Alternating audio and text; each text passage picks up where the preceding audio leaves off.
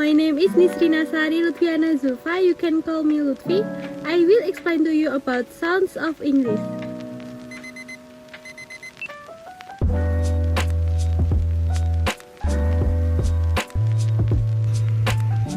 Sounds of English consist of three sounds: consonant, vowel, and diphthong.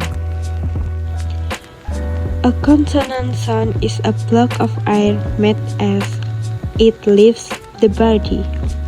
Consonant sound consists of two voicing, voiceless without vibrate, and the example is apple. P without vibrate, voice with vibrate.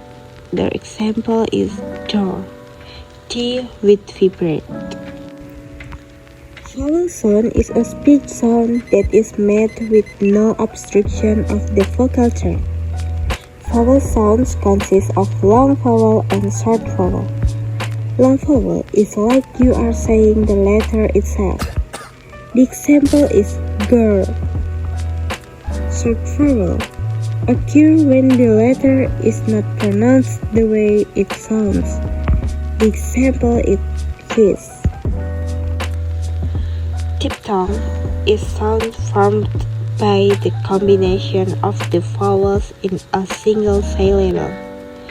The example are ear and Y.